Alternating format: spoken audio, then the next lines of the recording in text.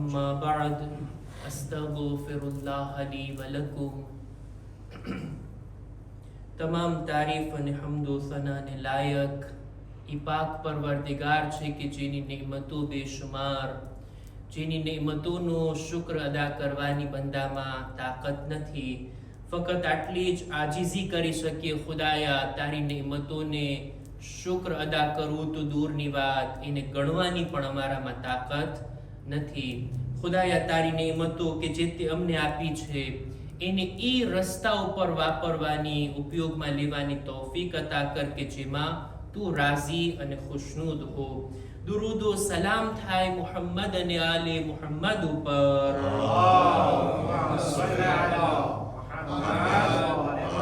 કે જેમનું વજૂદ આ દુનિયાની અંદર આપણા માટે નેમત છે. હિદાયત એમના તરફથી મળી. ખુદાની મરજીને કેવી રીતના હાસિલ કરવી એ તરીકા અહેલે બેત અલૈહિસ્સલામે આપણને જણાવ્યા. હક તો ઈ હતો કે તેઓનો આ દુનિયાવાળા શુક્ર અદા કરે, તેમનો હક અદા કરે, તેમની કદ્ર અને કિંમતને જાણે.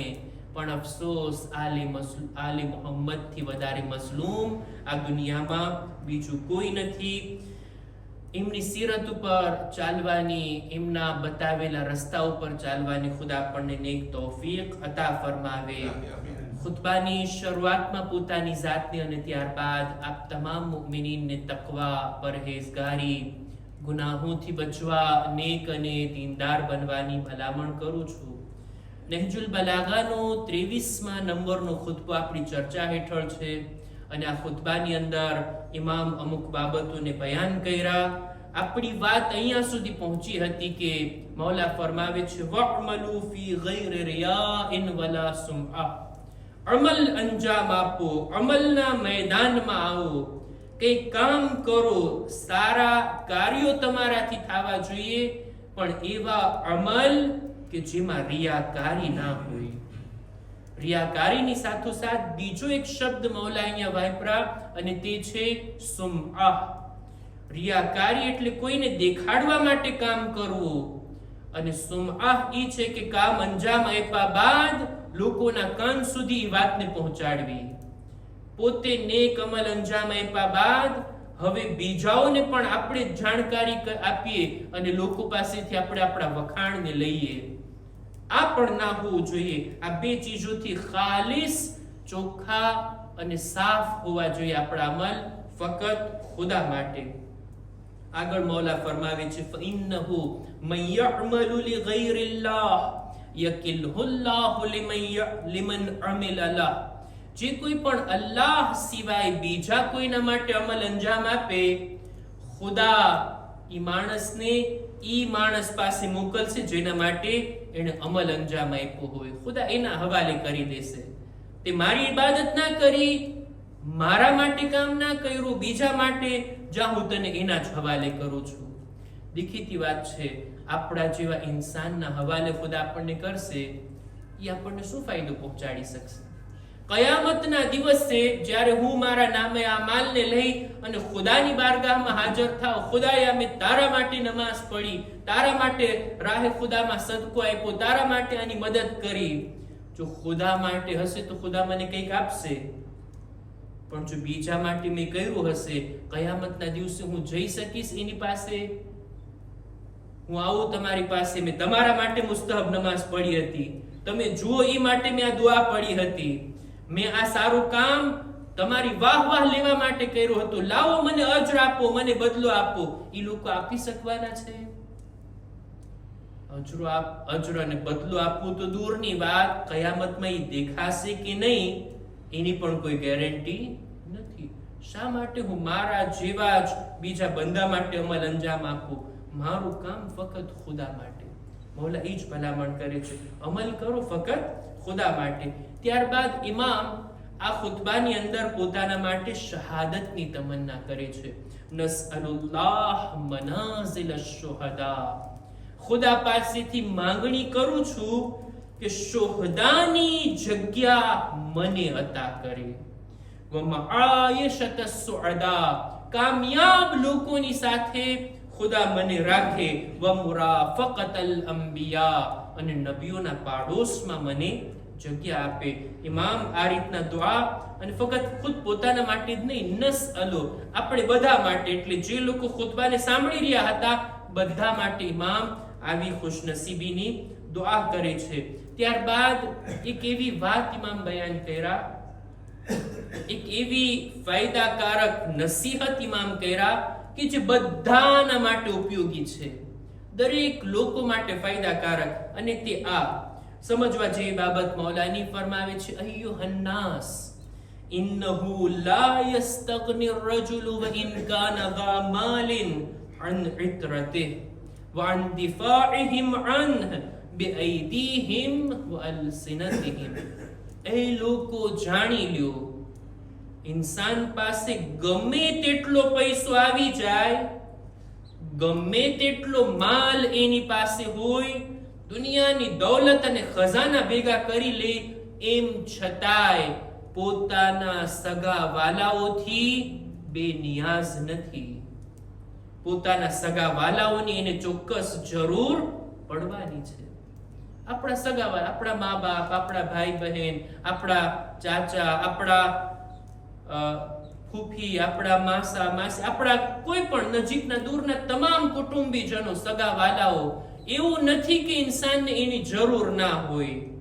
હું પૈસા વાળો થઈ ગયો, હું માલદાર બની ગયો, મારી પાસે પૈસો છે એટલે બધું છે, મને આ સગા વાલાઓની જરૂર નથી. ઇન્સાન એમ નથી કહી શકતો. દરેક ઇન્સાનોને પોતાના સગા વાલા અને રિશ્તેદારોની જરૂરત છે. સખ્ત સમયે, મુશ્કેલ સમયે આવે, આપણો સાથ આપે, ફક્ત જબાનથી યા પોતાના હાથથી આપણી મદદ કરે, એમના મદદની દરેકને જરૂરત છે. કોઈ એવો નથી કે જે સગા વાલાઓથી બેનિયાઝ હોય અને એનાથી મુસ્તકિલ હોય. હરગીઝ એવું નથી. જો દુનિયાની અંદર અત્યારે સુખના દિવસો હોય, અત્યારે સારા દિવસો હોય, કોઈ ગેરંટી નથી કે આ દિવસો બાકી રહેશે. દુનિયામાં તડકા અને છાયા આવતા જ રહેતા હોય, ઉતાર અને ચડાવ આવતો જ રહેતો હોય. જિંદગીમાં ક્યારે કોની જરૂરત પડે, ક્યારે કેવા દિવસો આવી જાય, ક્યારે કેવી પરેશાની અને સખ્તીઓ આપણી સામે આવી જાય કે ક્યારેક આપણે એકલા એ સખ્તીને બરતરફ નથી કરી શકતા, આપણે એકલા એ પ્રોબ્લેમને સોલ્વ નથી કરી શકતા. જરૂર છે આપણને કોઈની, કોઈ આપણો સાથ આપે, પોતાની જબાનથી, પોતાના હાથથી, પોતાના માલથી, કોઈ પણ રીતે આપણો સપોર્ટ કરે એની જરૂર છે. અને સપોર્ટ કરવામાં સગા વાલાઓથી બહેતર કોઈ હોઈ શકે? જેની સાથે આપણો ખૂનનો રિશ્તો છે, જેની પાસે સાથે આપણો સગપણનો રિશ્તો છે, એનાથી બહેતર કોઈ હોઈ શકે?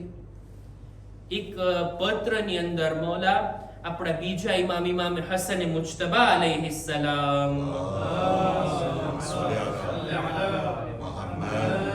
એમને પત્ર લખે છે અને એની અંદર બયાન કરે છે કે એ મારા દીકરા, સગા વાલાઓ, આ તારા કુટુંબીજનો, આ બધા તારી પાંખ સમાન છે. જેવી રીતના પક્ષી પાસે પાંખ ના હોય ને, એ ઉડી ના શકે, આ લોકો પાંખની માફક છે કે જે તને સાથ આપે છે, ઈ તને આગળ વધવામાં મદદરૂપ થાય છે. આ તારા મૂળ છે કે તું જ્યારે પણ મુશ્કેલી આવશે એના તરફ તું પલટીને જઈશ. આ તારા હાથ સમાન છે કે ક્યાંય પણ પહોંચવું હોય, કંઈ પણ મેળવવું હોય, આ લોકોનો સાથ જો હશે ને તો તું દુનિયામાં એકલો નહીં પડી જઈશ, તને મદદ મળશે.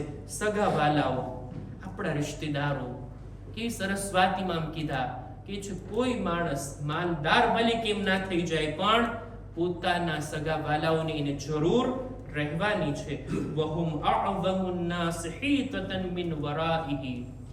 આ સગાવાલાઓ ઈ છે કે જે બહેતર જાણે છે કે આપણી મુશ્કેલીઓ શું છે, આપણી તકલીફો શું છે, આપણી કમજોરીઓ શું છે, આપણી અંદર શું માઇનસ પોઈન્ટ છે, કેવી રીતના આપણી પ્રોબ્લેમને સોલ્વ કરી શકાય. અજાણ્યા લોકો કરતા આપણા ઘરવાળાઓ, આપણા કુટુંબીજનો આપણને બહેતર ઓળખે છે અને બહેતર તરીકાથી લોકો આપણી મદદ કરી શકશે. વ અલમહુમ લિશઅસે પરેશાનીઓ દૂર કરવામાં, મુશ્કેલીઓથી બચાવવામાં સગાવાલાઓ કરતા બહેતર કોઈ નથી. વઅતફુહુમ અલૈહિ ઇન્દ નાઝિલતિન ઇઝા નઝલત બિહ, જ્યારે મુશ્કેલી આવી પડે ને, સખ્તીનો સમય આવી પડે ને, ત્યારે આપણા માટે જેનું પેટ બળતું હોય ને, દિલથી જે આપણો સાથ આપવા માંગતા હોય ને, એ આપણા સગાવાલા છે. પૈસા આપીને આપણે માણસોને કામે રાખી શકીએ, પણ પૈસા આપીને કોઈને ના કહી શકીએ કે તું અમારા ઉપર રહેમ ખા, તારું પેટ બળવું જોઈએ અમારા માટે, તું અમારી વ્યાધિ કર. એને પૈસાથી મતલબ હોય, પણ આ સગાવાલા, આ કુટુંબીજનો, આ આપણા રિશ્તેદારો, કે ખરેખર એ લોકો આપણી દિલથી મદદ કરશે જ્યારે સમય આવી પડશે.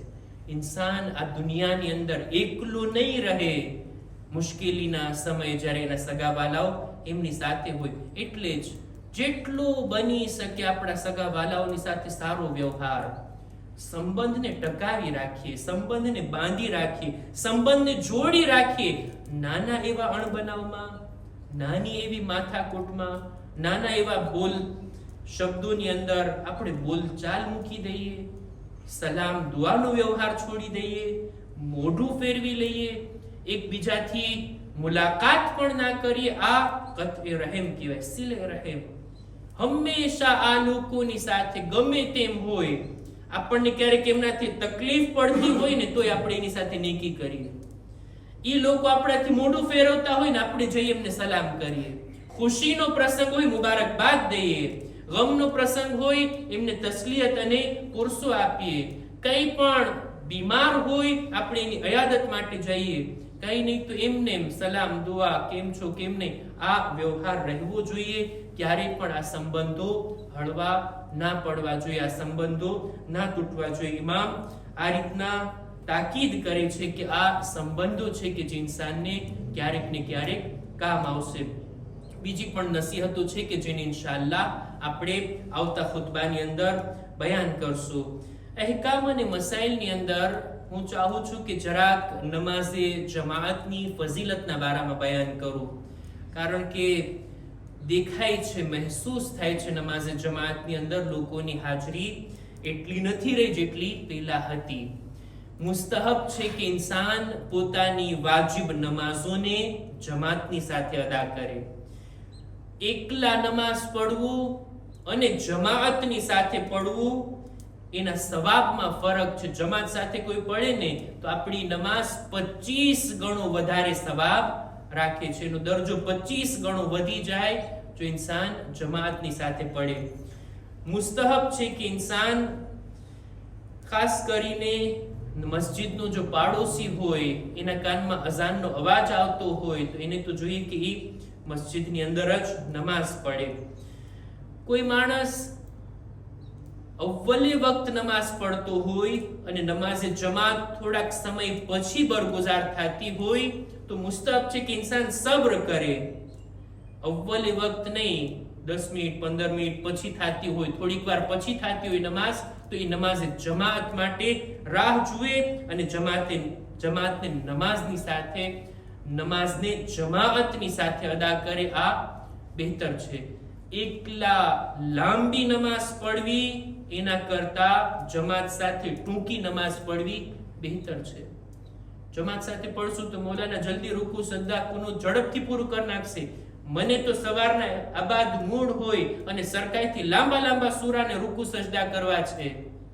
બહેતર એ છે કે જમાત સાથે ઇન્સાન પડે એનો સવાબ વધારે, એકલા લાંબી લાંબી નમાઝ પઢવા કરતા. એક મસલો જે મને તૌઝીલ મસાઇલમાં દેખાણો અને ચાહું છું એના ઉપર ભાર મૂકો, અને આ મસલો બીજાને પણ આપ લોકો બયાન કરશો એવી આશા રાખું છું. અને તે આ કે બેદરકારી કરી, દિલચસ્પી ન રાખવી અને કારણ વગર નમાઝે જમાઅતને મહત્વ ના આપવું અને ન આવવું નમાઝે જમાઅતમાં, આ કામ જાયઝ નથી.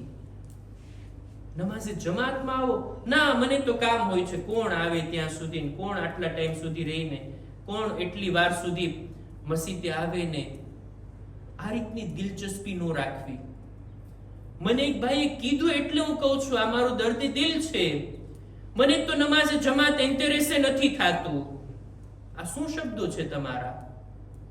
નમાઝે જમાઅતમાં એનું મહત્વ ન જાણીને, મોઢું ફેરવીને ન આવવા જાયઝ નથી. કારણ વગર, જો આ મસલો છે, કારણ વગર નમાઝે જમાતને છોડવી યોગ્ય નથી. આ કારણ છે, તમે બીમાર છો, બિસ્તર પર સૂતા છો, વાંધો નહીં. કોઈ જગ્યાએ તમે બિઝી થઈ ગયા છો, કોઈ ઠેકાણે તમે અટવાઈ ગયા છો, વાત અલગ છે. આટલું બધું ટ્રાફિક છે કે આવવું અને જાવું સહન ના થાય એવી વાત હોય તો વાત અલગ છે. કારણ વગર ઘરમાં બેઠા છીએ, નમાઝનો ટાઈમ છે, ટીવીની સામે બેઠા છે, અથવા મોબાઈલમાં છે, અથવા તો કઈ રમત ગમતમાં, કઈ વાતચીતમાં કે કઈ મજાક મશ્કરીમાં બેઠા છે, જરાક પોતાને ડગાવીને 10 મિનિટ જઈએ મસ્જિદે તો નમાઝે જમાતનો સવાબ આપણને મળી જાય.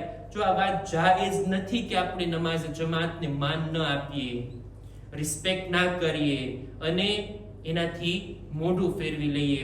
યોગ્ય નથી કે માણસ કારણ વગર નમાઝે જમાતમાં શિરકત ના કરે. ખુદા ઇન્શાઅલ્લાહ આપણને અહેલે બાયત અલૈહિસ્સલામની તાલીમ પર અમલ કરવાની, નમાઝને માન અને રિસ્પેક્ટ આપવાની અને નમાઝે જમાતમાં હાજર થવાની તૌફીક અતા ફરમાવે. ખુદાયા અમારી ઇબાદતોને તારી બારગાહમાં કબૂલ ફરમા. ગુનાહોથી બચવામાં તું અમારી મદદ કર. દરેક મુમિનીન મુમિનાતની જાન, માલ, ઇઝ્ઝત, આબરૂની હિફાજત ફરમા. ખુદાયા જો બીમાર છે શિફા અને તંદુરસ્તી અતા કર. પરવરદિગાર આ ઝમાનાના ઇમામના ઝુહૂરમાં તાજીલ ફરમા. અમારો શુમાર ઇમના સાથીઓમાં કર. ربنا تقبل منا إنك أنت السميع العليم